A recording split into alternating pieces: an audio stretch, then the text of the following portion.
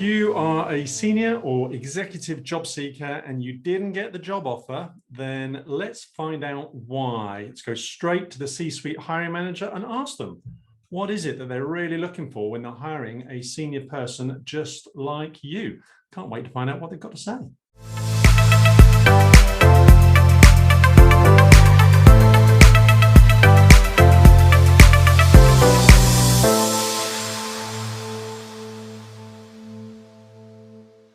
For those of you who don't know you, can you just give us a quick intro, just so people know who it is that is going to be talking with them today?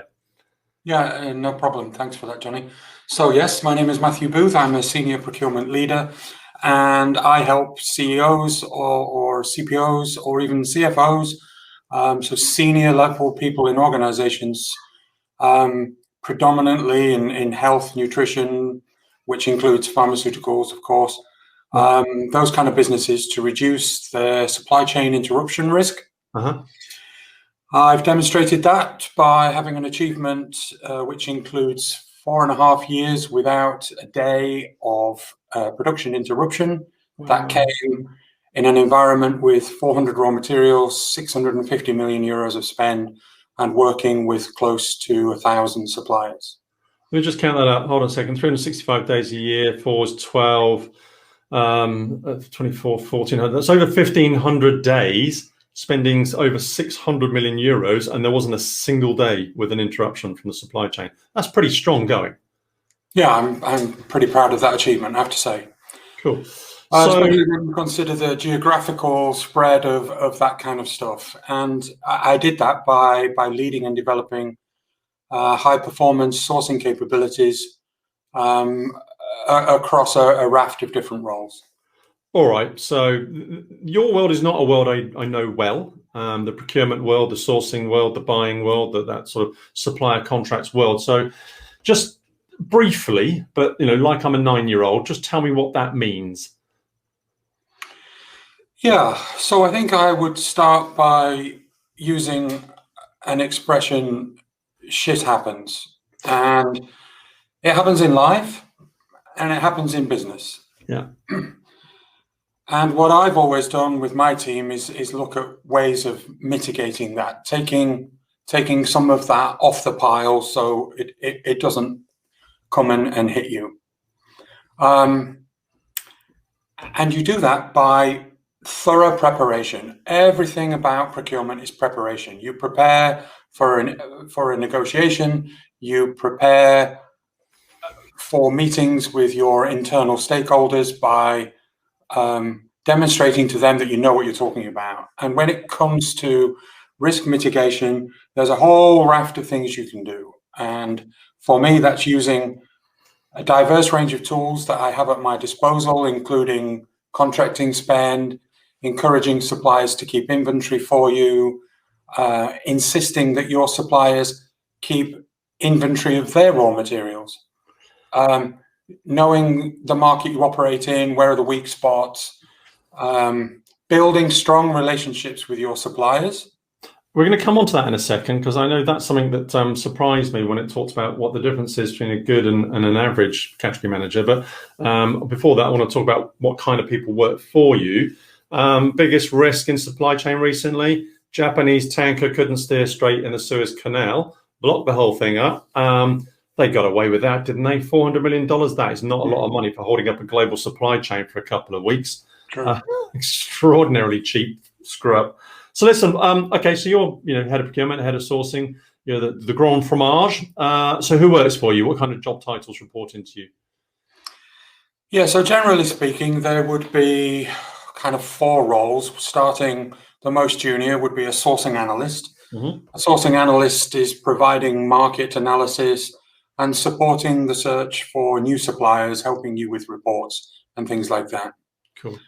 Next on the list, we would have a contract manager. Yep. Contract manager is, as it would indicate, looking after the contracting process. So highlighting to the category managers where contracts are expiring, updating clauses, making sure that new regulatory changes are included, and these kind of things. Which I imagine is fairly frequent if you're in the pharmaceutical industry, because that's a pretty highly regulated industry. Yeah, extremely highly regulated. There's a lot of things that you could do in a chemical business or some other form of manufacturing you simply can't do in pharmaceuticals. Yeah. Let me give you an example. So today I'm buying raw material A, and I've always bought raw material A, and now I want to buy raw material A, but I want to buy it from a different supplier. Right. If you're manufacturing toy cars, that's easy. Just go ahead and do it. But if you're in the world of pharmaceuticals, often when you create your certification of pharmacompliance, you have to list, I'm going to buy material A from supplier number 1. And if you haven't listed supplier number 2, this new supplier, then you have to resubmit your whole application process again. It gets very expensive. Yeah. I mean, that's quality control. And I get that because, I'm going to have to ingest the end product. But from a procurement perspective, you've got to think ahead a lot, haven't you? Yeah, you do. And you have to work with those stakeholders in the very early stages of development to convince them, hey, let's not go and register a single source. Let's register multiple sources. We might not use them, but let's get them in the CDP. Let's get them registered and see how it goes.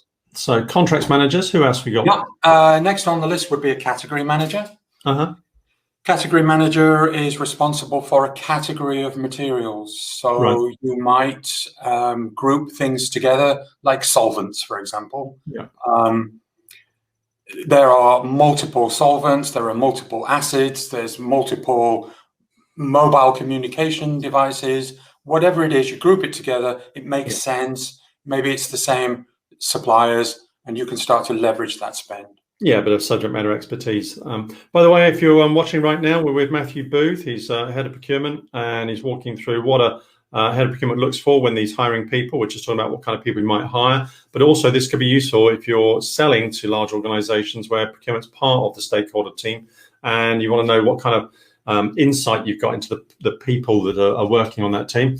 And if you've got any questions, then fire them at us, please, on the comments. Anybody else working for you, Matthew? Yeah, lastly, I would, and it's not every time, generally you have your category manager and maybe you have a senior category manager or a category director. But from time to time, depending on the setup of your organization, you might have a lead buyer. And a lead buyer might buy a product across different business groups. Okay. So you have a category manager for fuel, let's say, in business group A, business group B, and business group C. And then you have a lead buyer who takes overall responsibility on behalf of the group. Cool. So here we go. Sourcing analysts and contracts managers and category managers and lead buyers. Great. There's the procurement team. You got to hire one of these people. What's the difference between a good one and an average one? Yeah, and I think this is where you were quite surprised by my answer when we had this conversation previously, because I really was.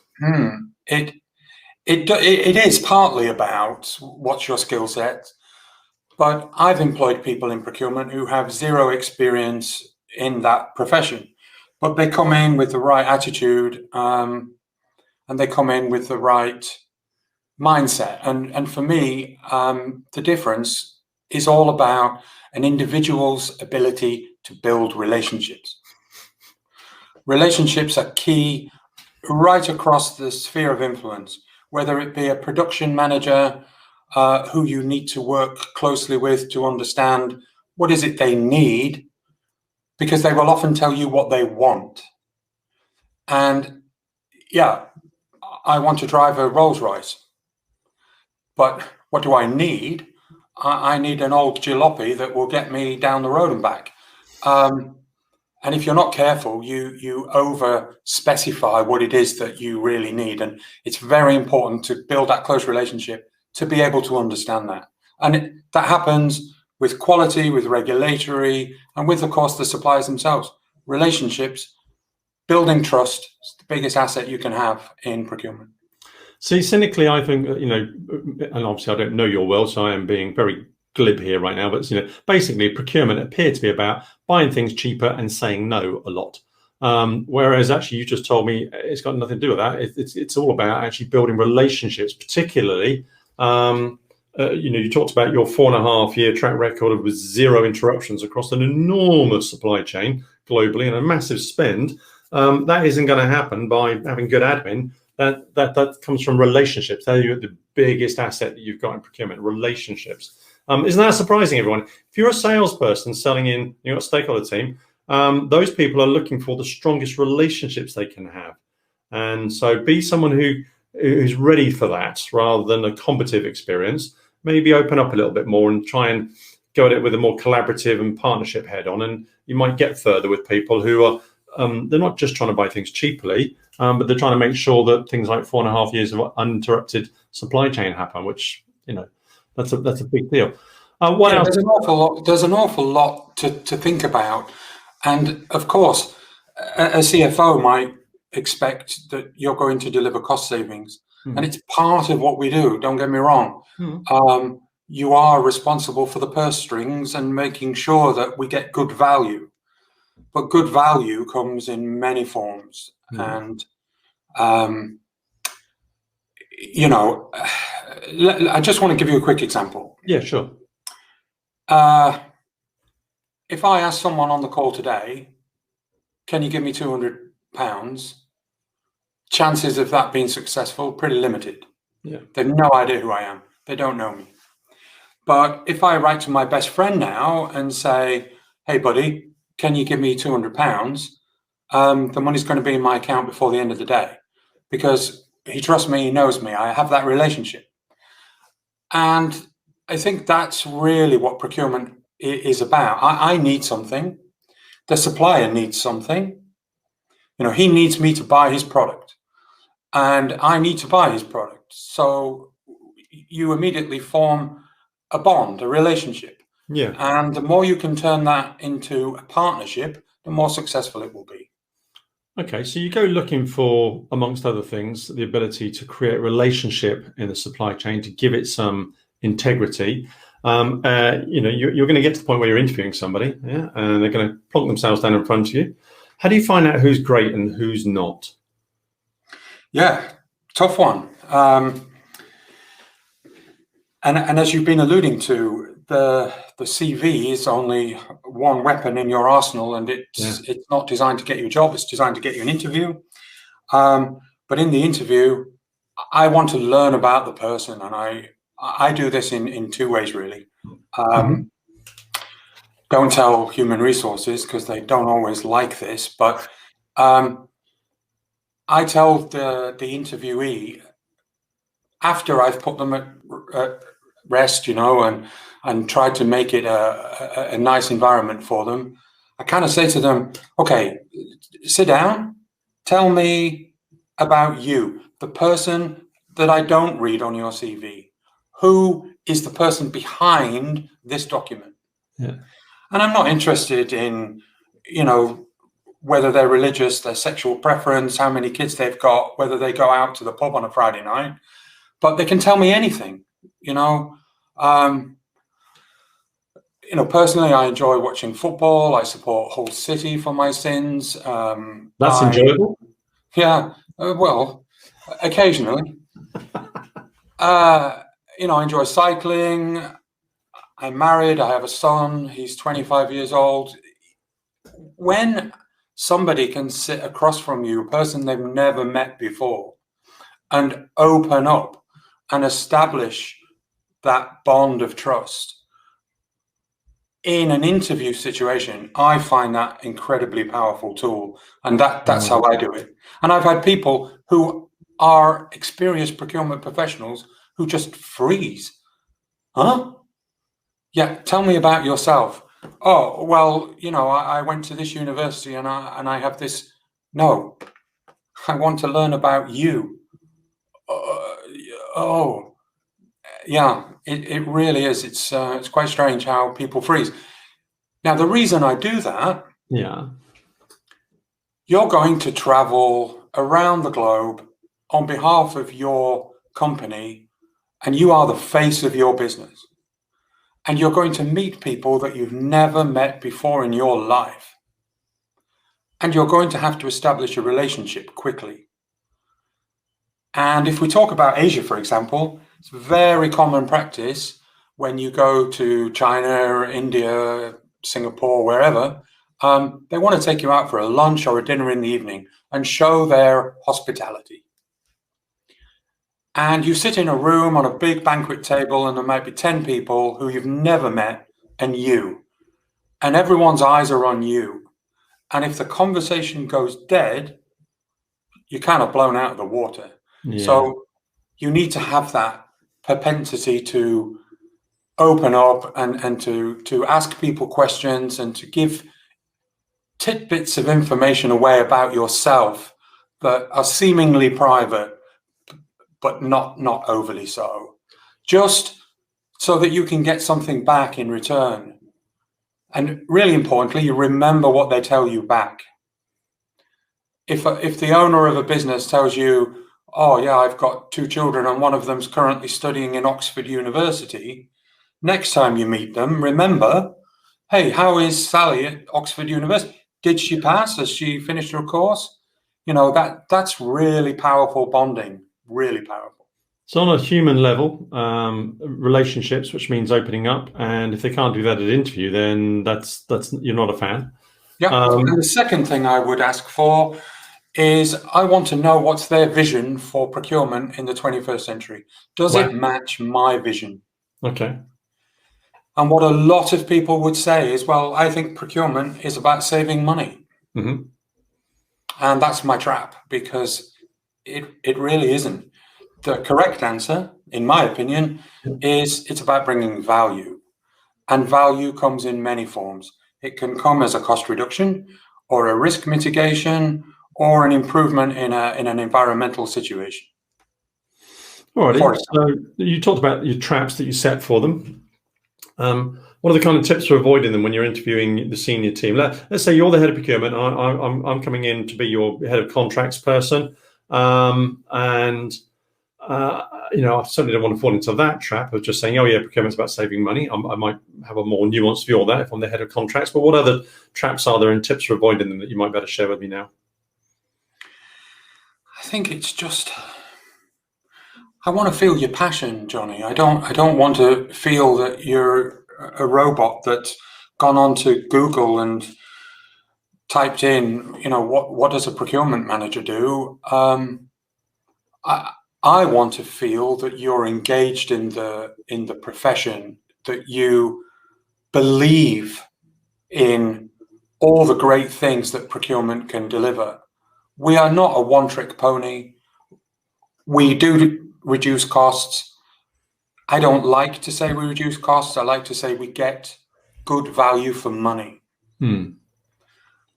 But we support the innovation pipeline. We support sustainability topics. We support risk mitigation. We help our colleagues across the business to be able to go about their work. And in my opinion, there is no other function in a business that can deliver as much. And I know that's going to divide opinions. But yeah. You just claimed the prize that marketing, sales, and IT have all put their hands on. So, and probably HR with the people. I think people say people are the biggest asset of a business. But you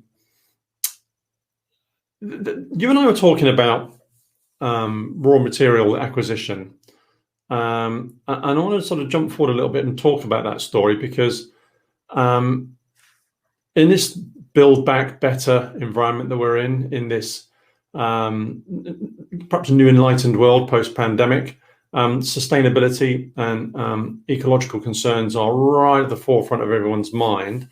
And let's face it, you can buy things cheaper elsewhere, but I wouldn't want to necessarily be accountable for the places that were manufacturing it, because the standards around the world and the environmental impact around the world is pretty grim. How do you, in procurement, get the right stuff without paying a fortune for it, so that we're not screwing the planet wrong? Yeah, and that's really a balancing act. And I think what you've alluded to is what happened already maybe 10 years ago when companies in Europe were looking for a quick win, a way to reduce cost. And one way of reducing cost is to procure your goods and services from low-cost countries. And the reason they're low cost is because they don't have the same regulatory constraints when it comes to environment. They don't have the same ethical constraints when it comes to either environment or the people that work for them. So the risk incidents are higher because safety is not a priority. Environmental incidents are higher because they don't have that same value structure. And if you're not spending hundreds of thousands of dollars on a scrubber for your gas offtake in a chemical plant, okay, I can produce the chemistry cheaper. But the reality is that I'm damaging the environment. And believe me, every chemical company in the world has been guilty of moving their purchasing into China to take advantage of these less robust situations.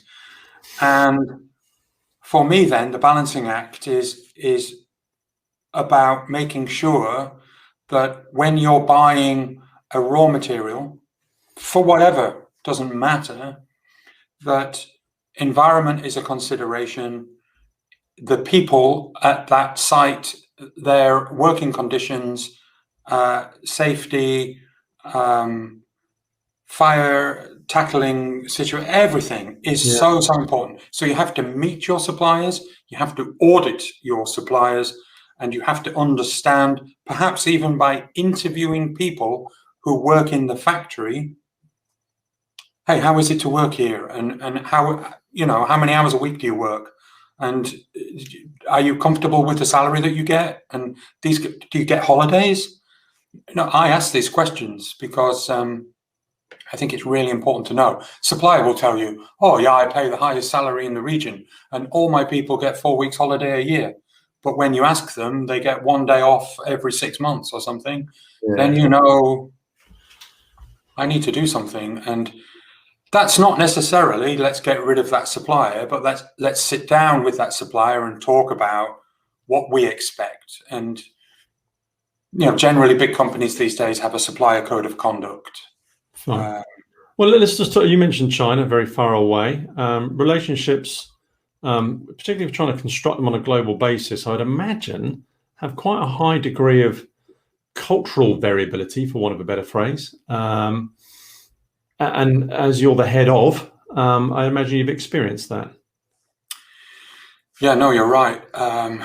When you talk about Far East versus West, culturally very different. It's not racist. It's a fact.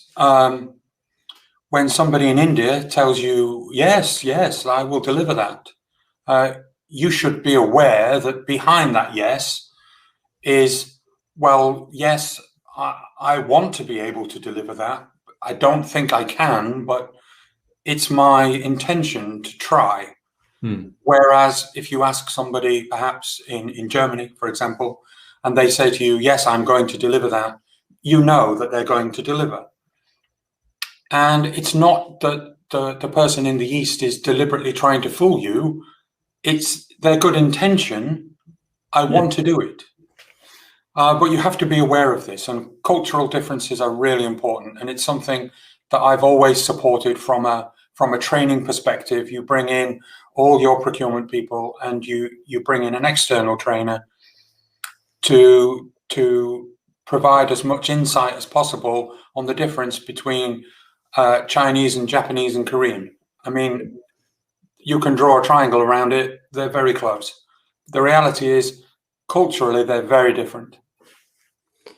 I had a guy who wanted me to coach him on the program I run. He was an Aussie guy, and he was working in Scandinavia, and he was struggling at interview. And he wanted to know whether or not, I could help him out. So I listened to him for 20 minutes, and it turned out that his issues weren't about his job seeking performance per se. They were cultural, the thing you're just talking about. And at interview, they would ask him, how would he resolve a problem where someone was perhaps underperforming? And in Australia, as it is in several other Western nations around the world, sometimes you just have to shut the door and tear someone off a strip. And he would say that. And in Australia, even on the receiving end of a telling off, they recognise as a credible way of going forward. They're not particularly bothered by it. I've dropped the ball. I had my ass kicked for it. Okay, that's normal. Whereas in Scandinavia, not so much. Their communication is considerably more nuanced. And I said, you've got a culture fit problem there. They're not going to want to hire someone who, when the ball is dropped, closes the door and gives someone a tremendous bollocking. So that's the program I run isn't going to solve that problem. I can't make Nordic countries like Australia more or less. That's just not going to happen. But you can help people by in the way that you do, which is spend that time with them, understand where they're going wrong, and help them to perhaps tailor their behaviour to the culture that they're applying to. Nice. Any final advice or comments for people listening about, I want to try and get hired in the procurement space, and or I might be selling into a space that's got procurement as a stakeholder? Yeah. So for me, the opportunity to reduce supply chain risk and keep revenues flowing is one of the best things that you can do in the world. It's the best job. I love my profession. It has a huge visible impact in an organization, in the way that it leverages relationships. And let's be honest, Johnny, who doesn't want to get paid to make friends and work with people, especially when they're taking you out for a nice dinner somewhere. It is a wonderful job. Anyone who's thinking about going into procurement, I would say, do it if you have the passion to make a difference. Procurement makes a difference every day in more ways than you can imagine. And one of those ways involves something that I actually have a box of it on my desk right now. Vitamin D3, which the medical establishment are very keen on us all taking. Apparently, it's one of the things you can do that contribute. Oh, by the way, I'm not a medical professional, so do not take vitamin D3 just because I tell you to do so, right? But vitamin D3 is one of those. So it's like the sunshine vitamin, isn't it? It's what you get from being out in the sun, and it's also appears to be one of the things that contributes to preventing from COVID from impacting you too greatly. Once again, massive disclaimer: I'm not a medical professional, but I know that I've got a box on my desk, and you had a really interesting story about this. Yeah, thanks.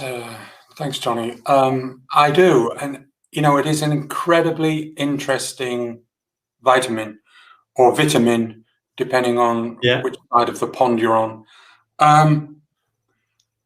So you are a factory for vitamin D3. Okay. Don't worry about that. You go outside in the sun, and the sun will penetrate your skin, and through the veins and capillaries that are in your body, the UV rays of the sun will convert cholesterol that's running through your body into vitamin D3. Cool. Now imagine that we can replicate that. What do we need? We need cholesterol, the stuff that's in your body that we're going to convert, and we need UV. And that's how they make it. The tablets you have on your desk, they're not taking it out of another person and giving it to you. They're making it synthetically, but by copying nature. And maybe some people on the call will know the company Beiersdorf. Beiersdorf are producing skin creams like Nivea. Mm-hmm. And Mr. Beiersdorf many years ago went to Australia on a holiday when you would spend 8 weeks on a ship to get there, kind of all that time ago. And he'd gone out for a little walk, and he stumbled across a guy on the side of the road who was cutting the wool on the back of a sheep. And he was chatting to him, and he said, "Oh, how often do you do that? And what do you do with the wool? And blah blah blah." And they had quite a nice conversation. And at the end of it, he shook his hand. It was prior to COVID, of course. He shook his hand and he said, "Wow, for a guy that works outside in the field all day with these big clippers, manual labor, you have incredibly soft hands." And the guy said, "Well, yeah, it comes from the grease that's on the wool." Yeah. So Mr. Beiersdorf said, "Would you mind selling me one of those fleeces?" And he wrapped it up and he put it on the aeroplane, stunk quite a bit, I can imagine, and got it back to Germany and started to look at this grease and the properties of this grease. And when you clean that grease up a little bit, it's called lanolin. Yeah. And 8% of lanolin is cholesterol. And that's where the cholesterol comes from. Sheep's Wow. How about that? It's cleaned many, many times. Don't worry about that. It's 100% vegetarian. Procurement, the journey from procurement through sheep's lanolin to cholesterol to vitamin D3 in a pill. I mean, that's not about just buying things cheaper, is it? That's a lovely story. That's it, everyone. On screen, you'll see a link to connect with Matthew on LinkedIn if you want to do that. LinkedIn.com/n/Matthew Booth. Just Matthew's name. So massive thank you to Matthew for sharing what the world looks like from the head of procurement's perspective. If you've enjoyed either this or the first half of the show where I talked about things you can do with CVs, then do a quick post on LinkedIn. Just saw #ExecEdgeShow with @Johnny Walker and @Matthew Booth, and then add your comment about what you thought about either what I was talking about with CVs or what Matthew's talking about for procurement. And you'll get two benefits to that. One is you'll be helping out fellow job seekers.